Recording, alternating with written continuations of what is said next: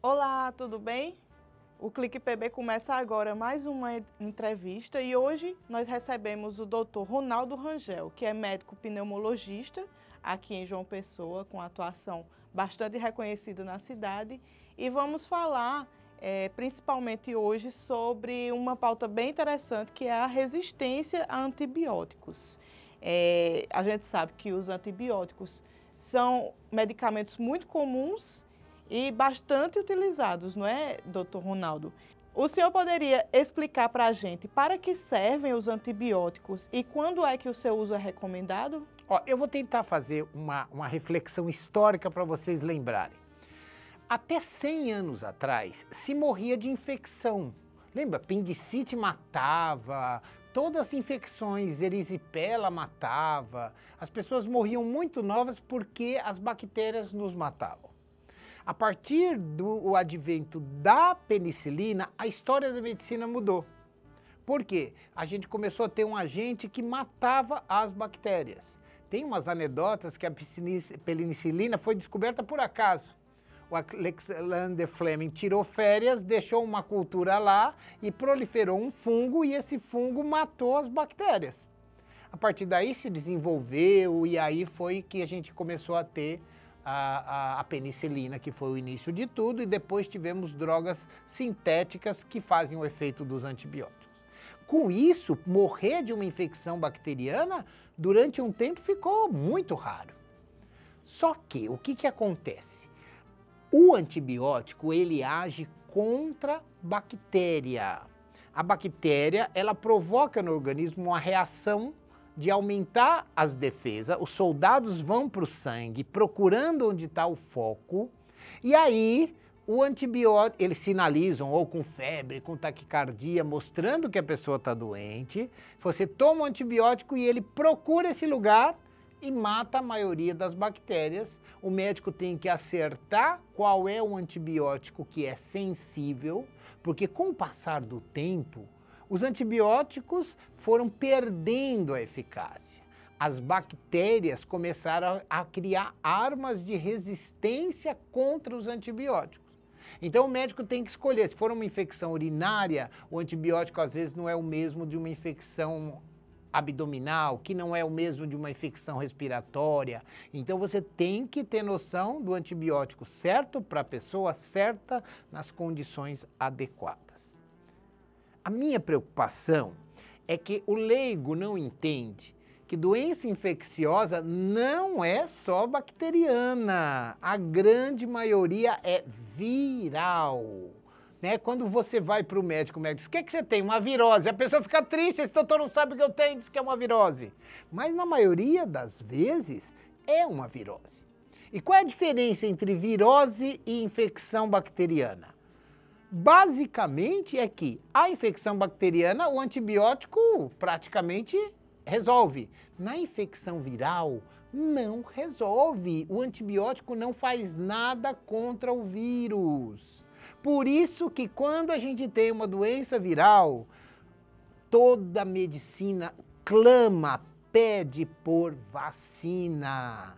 Essa coisa que a gente tem ouvido, eu não sei nem se era o tema, mas eu vou aproveitar um monte de fake news falando mal da vacina, que aumenta problema cardíaco, tudo mentira, gente. O que aumentou problema cardíaco foi a pandemia. Os historiadores estão fazendo uma comparação entre a pandemia com a Segunda Guerra. Quando você viveu um período de guerra, depois da guerra, as pessoas não saíam de casa com medo de morrer, pararam os regimes. Tudo isso o quê? Aumenta a incidência de infarto, de doenças cardíacas. Então, depois da Segunda Guerra, nós tivemos um boom de doença cardíaca, de suicídio e de depressão. Exatamente o que a gente está vivendo hoje.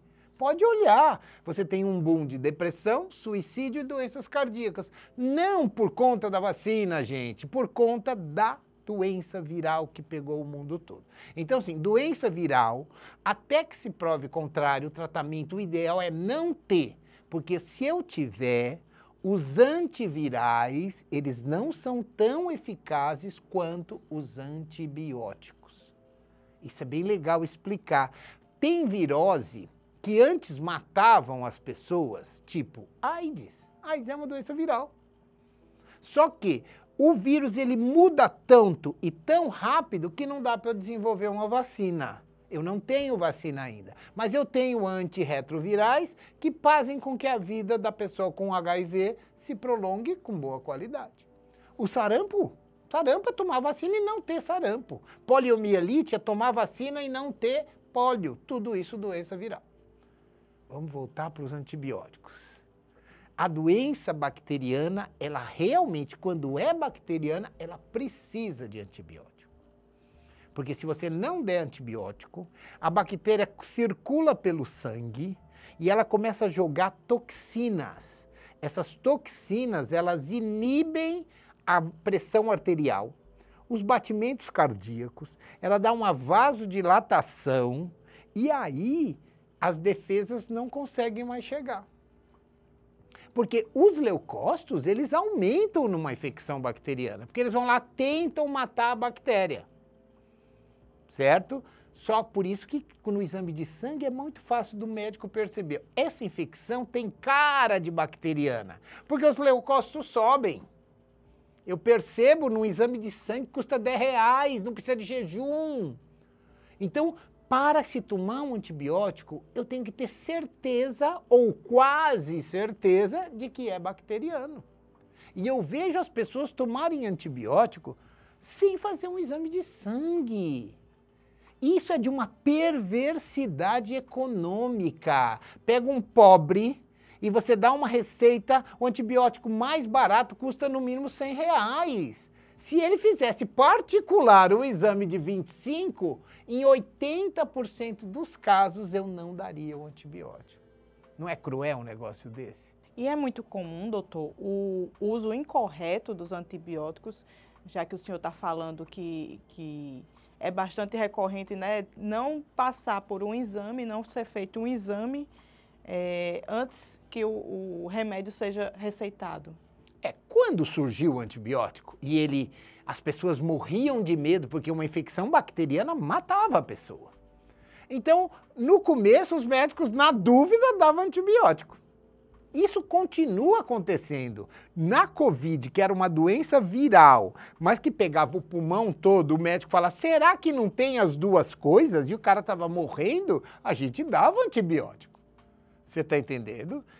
Mas assim, quando você sabe que é uma doença viral, como uma gripe é uma doença viral, os vírus influenza, tem vacina, não é uma vacina perfeita, porque cada ano o vírus muda, mas ela ajuda muito a você não ter a gripe.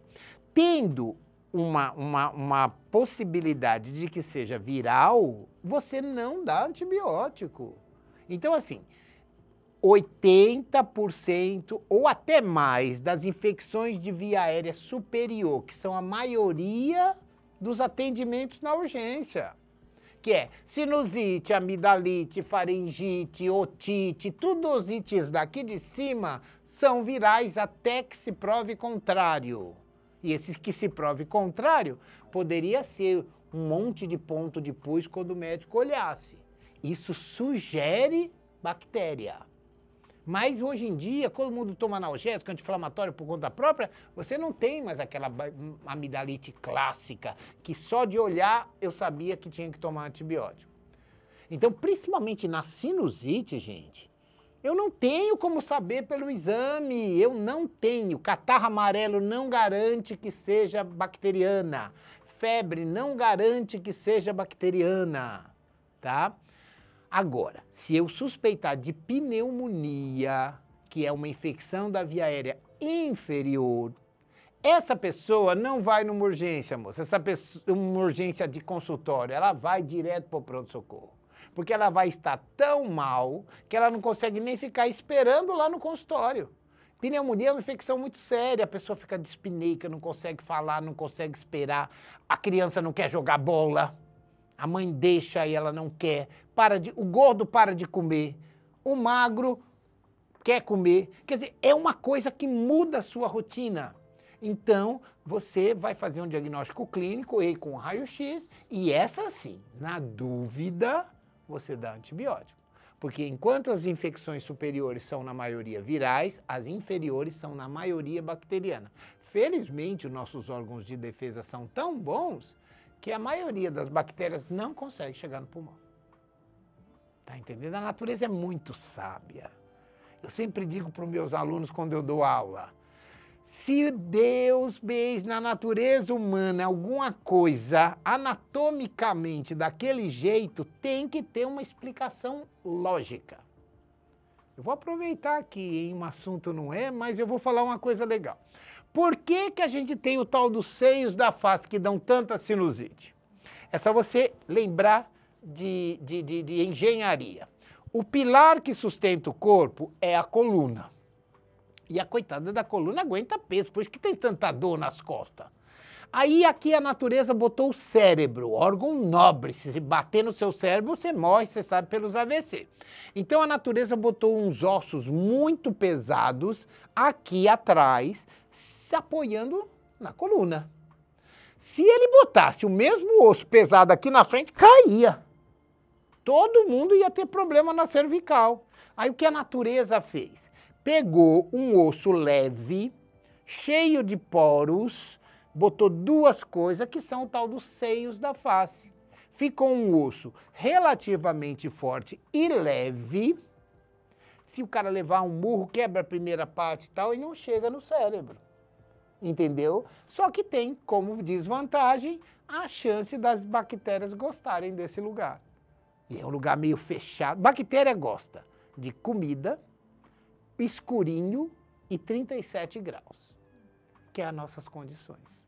Então, quando você pega uma gripe e não trata, ou a gripe se prolonga, aquele muco, aquela coisa, favorece sim você ter uma infecção bacteriana. O cara tá gripado, coitado, trabalha de moto, de frente pro vento, aí toma 2 dias de chuva, a bactéria fala, opa, tem moleza para mim aqui. Porque nós temos bactérias boas e muitas.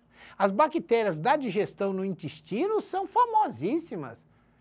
Eu não posso fazer propaganda, né? Mas tem uns leitinhos fermentados que assim, mantenha o seu intestino funcionando, tome lactobacilos vivos. E olha como é cruel. Se eu tenho uma infecção viral, que é a maioria das gripes, dos resfriados, vai no médico. O médico não pede o exame de sangue para minimizar o erro. Hemograma e PCR, exames baratíssimos, como eu disse. E o médico dá um antibiótico e a infecção é viral, olha o que vai acontecer. O antibiótico chega na corrente sanguínea. Não tem uma bactéria em grande número, porque não tem um foco bacteriano. O que esse antibiótico vai fazer? Vai matar as bactérias boas. Vai matar as bactérias do intestino. E a pessoa vai demorar 1 mês para recuperar a capacidade de absorver sais minerais, nutrientes, coisas do tipo. Então, quando o cara chega lá, doutora, minha imunidade está muito baixa, eu já tive 3 gripe, não sei o quê, 2 sinusites. Eu falei, tá baixa porque você baixou. Porque você deu antibiótico sem precisar. E por que, doutor, que a resistência aos antibióticos tem aumentado tanto que a gente tem? Justamente por isso. Um dos motivos parece uma coisa, ela é cômica se não fosse trágica. Um dos motivos é o uso do antibiótico na veterinária. Se uma vaca vale 1 milhão, qualquer coisinha o veterinário, pá, dá antibiótico. Então, as bactérias do mundo, elas estão ficando cada vez mais resistentes. Elas têm contato com o inimigo e elas aprendem. Então, se eu uso muito antibiótico, o antibiótico fala, poxa vida, sempre vem o mesmo? Entendeu? E aí eles começam a criar resistência. Eu vou citar um nome comercial, porque ele é muito famoso, de uma frasezinha que eu fiz quando eu dou aula de antibiótico aí pelo Brasil afora. Pelo não, pelo sim, tome Bactrim. E ele chegou ao fim. Bactrim era uma sulfa que tem poder antibiótico, boa, bonita e barata. Pegava desde infecção urinária até infecção respiratória. Eu digo que era a prova de médico burro, você acertaria mesmo sem saber direito. E com pouco, era barata, né? 2 vezes por dia, que é um horário cômodo para tomar antibiótico. E como começou a usar, a vizinha prescrevia Bactrim, a cozinheira, todo mundo, fulano, toma Bactrim, e ele começou a perder. Hoje, Bactrim para uma sinusite é muito difícil de tratar, entendeu? Então, assim, quando você usa muito o mesmo antibiótico no mesmo lugar, ele vai perdendo resistência. Por exemplo, Hospital das Clínicas da Universidade de São Paulo. Atende tudo de caso grave. Esse problema é tão sério que eles criaram um rodízio de antibiótico. Na segunda-feira não pode usar essa família, o médico tem que procurar outro. Terça-feira não pode usar essa. Então, o que acontece? No hospital vão ter vários esquemas antibióticos diferentes ao mesmo tempo. E isso inibe a resistência. Uma vez num hospital aqui da cidade, eu falei, fulano, vocês estão usando sempre esse mesmo antibiótico. Aí disse, é claro, doutor, os médicos só gostam desse. Falei, mas você tem que estimular a usar outros, porque se todo mundo usar o mesmo, daqui a pouco ele vai estar resistente. Então, assim, quem compra o antibiótico faz o seguinte raciocínio. Esse aqui vende 10, esse outro só vende 1, então eu vou comprar só do outro. O que é um erro, né?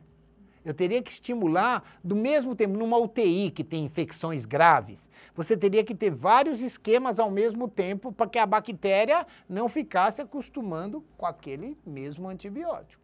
E o abuso dos antibióticos proveniente da automedicação, ele também pode provocar uma evolução crítica de doenças que seriam leves caso fossem bem tratadas? Olha, nós tivemos um grande avanço que foi a obrigatoriedade da receita passada por médico para comprar antibiótico. Infelizmente, isso eu vi há uns 8 anos atrás, já tinha lei, e meu bebê era pequeno, eu de calção de banho, fui numa farmácia comprar fralda. Quando eu vi o balconista, um rapaz pobre do meu lado, e o rapaz falou assim, olha, isso aí é uma infecção. Eu disse, mas eu não tenho dinheiro para antibiótico. Ele vendeu uma cartela de antibiótico cortada com uma tesoura. Ou seja, o que vem na caixa é o que você tem que usar. Se você usar menos, quando é antibiótico, na maioria das vezes, você mata primeiro as fracas e depois as fortes, quando você insiste nas outras doses. Se você tomar 2, 3 dias e parar, você fez a pior coisa, porque você manteve as fortes, entendeu? Eu, na época, briguei e falei, olha, eu vou chamar a polícia aqui para o senhor. Primeiro que esse antibiótico tem no posto de saúde, então os antibióticos mais simples tem no posto de saúde, não justifica você tomar um antibiótico sem a certeza. Nós temos que criar uma rede de cumplicidade entre médico, enfermeiro, paciente. Não tome um antibiótico sem fazer um exame de sangue, que sai no mesmo dia, que custa no máximo R$25, mais barato do que qualquer antibiótico. Então, justificativa para tomar um antibiótico sem fazer um exame de sangue simples é inadmissível, tá? Porque nós estamos contribuindo. Infelizmente, meia culpa, nós médicos temos culpa. Se o médico tem que dar receita, ele está dando receita porque não precisa. Infelizmente, isso acontece. Eu ia até perguntar também sobre essa questão, né? Quais são os danos de interromper o tratamento antes do período indicado pelo médico, que é justamente quando a pessoa percebe a melhora de alguns sintomas, que muitos param com a medicação e pronto. Eu sempre digo, olha, se você melhorou com 2 dias de antibiótico, era viral. Você está entendendo? Porque bacteriana você precisa dessa persistência do uso. E esses dias, eles foram estudados. Uma outra coisa, que aí você tocou num ponto positivo.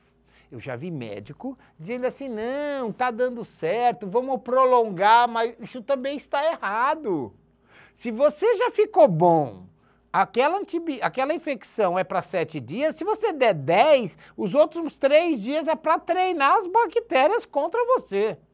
Então, aumentar o tempo de antibiótico, salvo, é lógico, medicina não tem regra, gente. Se você tiver um abscesso de pulmão, uma uma doença pulmonar com empiema, às vezes você tem que tomar 28 dias. Mas aí o médico vai saber decidir isso, tá? Não estou querendo dizer que é só 7 dias.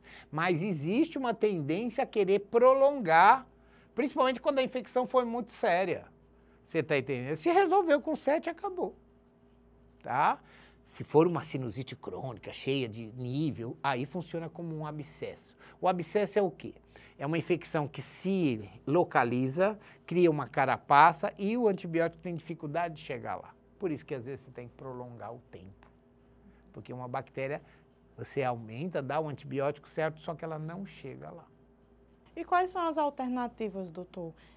As alternativas apresentadas pelo setor da saúde para contornar toda essa situação, tendo em vista toda essa problemática? Essa problemática é um treinamento continuado dos médicos e dos pacientes, que o médico que não dá antibiótico na primeira consulta, esse sim está preocupado com você.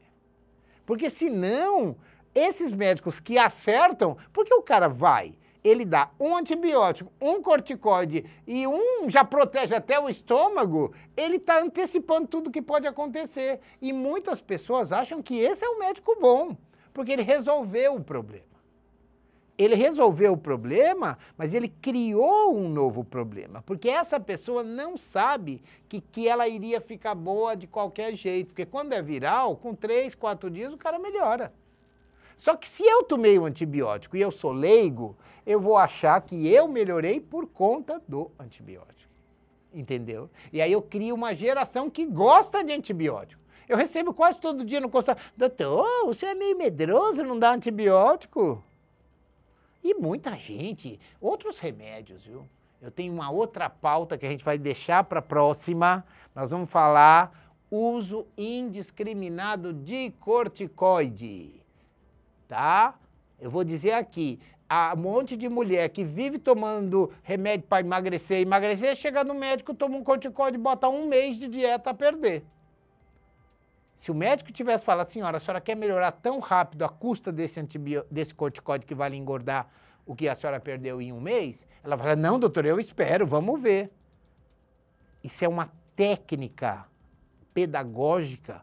Quando você quer que o doente use o remédio, você minimiza os efeitos colaterais. Eu sei que tem, mas se a pessoa precisa ficar falando mal de corticoide por uma pessoa lúpica, que tem lúpus, e que precisa tomar corticoide para a vida toda, isso é cruel. Você está entendendo? Agora, se tem uma gripe com alergia boba, e eu não quero que você... Ai, doutor, me passa aquele xaropinho. Falei, que xaropinho? Coide. Coide é um corticoide de qualidade duvidosa e que vai dar todos os efeitos colaterais. Então, a grande problemática realmente é essa falta de informação e de acesso à informação, não é? Porque a sociedade que a gente vive realmente é bastante necessitada, ou encontra essa necessidade de sempre estar tomando uma medicação. O nome está dizendo remédio. Remédio parece que vai resolver os meus problemas. Entendeu? Então, existem os remédios do bem. Vitaminas, não sei o que, todo mundo adora, né? A gente é movido por isso. O fulano fala, vai tomar uma vitamina, vai melhorar o cérebro, não vai cair cabelo, calvície, os problemas crônicos a gente vai e faz qualquer coisa, porque existe essa necessidade que vai ter um remédio milagroso que vai resolver a minha vida, entendeu? Então, eu sempre digo, olha, dentro de nós, todo mundo tem um pouquinho dessa necessidade de tomar remédio.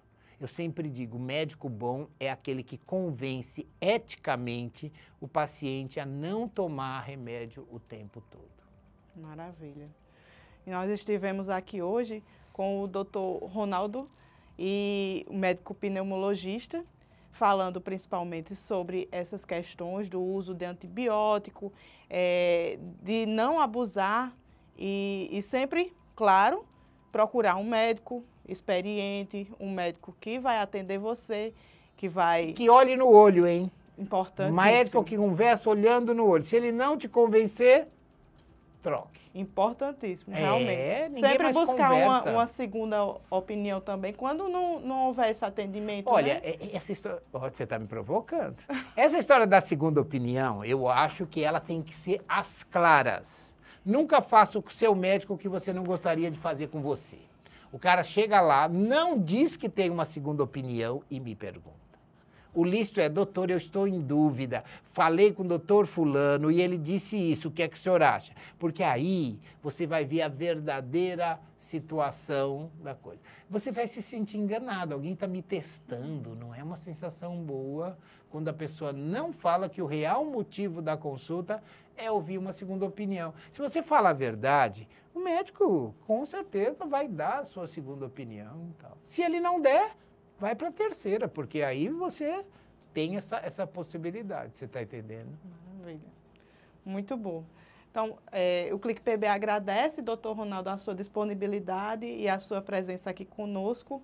E estamos sempre de portas abertas para recebê-lo. Isso, pelo que eu soube, eu vou ficar voltando várias vezes. Eu sou meio polêmico, falo muito. Acho que eu falo até demais, né?